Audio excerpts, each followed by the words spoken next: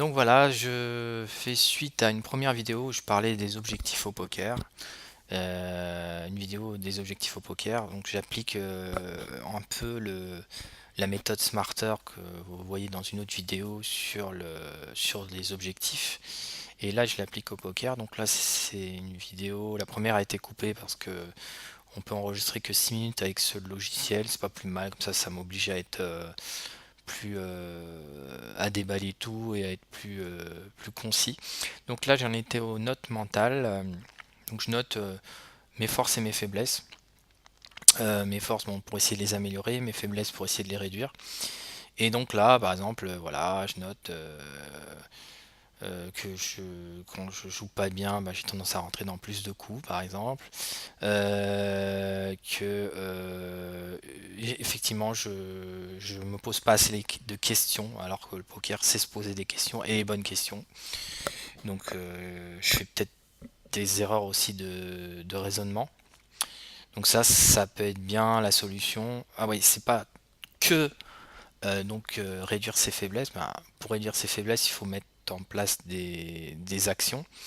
Donc tu mets tes faiblesses en l'occurrence, la solution et dans les jours qui viennent, il faut pouvoir répéter cette solution pour l'ancrer en toi et améliorer. Euh, bon, il y a aussi l'histoire, bah, vous voyez, quand on joue dans plus de... si on joue pas bien, dans un mauvais état d'esprit pendant plus de 5 minutes, bah, on coupe la session, par exemple. Voilà, donc là c'est se connaître aussi, voilà, connaître sa limite, savoir la limite à laquelle on joue mal. Donc on a tous une limite, il y a tous un moment où on perd une certaine somme d'argent où on va se sentir mal. Donc fixer des objectifs de session aussi, c'est un leak je pense, c'est de continuer une session qui se veut perdante.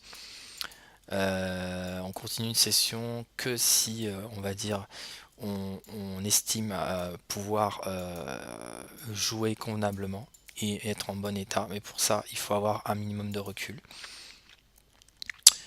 Ensuite, donc ça c'est autre chose, ça c'est plus côté thérapeutique. Bon, Jacobson, c'est pour les gens stressés en fait. On leur conseille de contracter et décontracter les muscles. Ça permet de détendre en fait.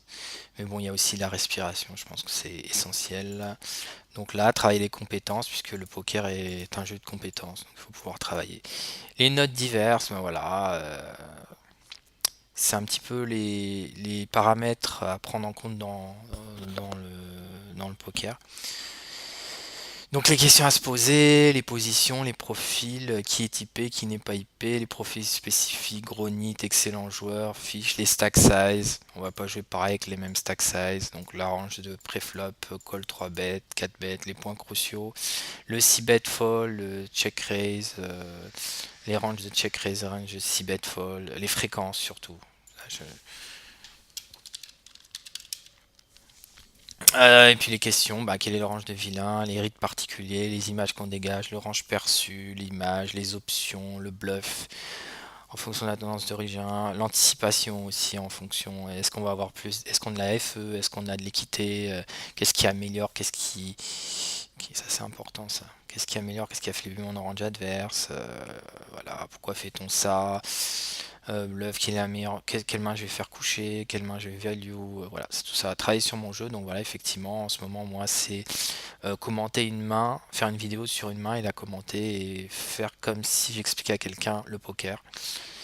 On apprend beaucoup en fait, comme ça, plus qu'on ne pense. Donc ensuite, je note les fréquences.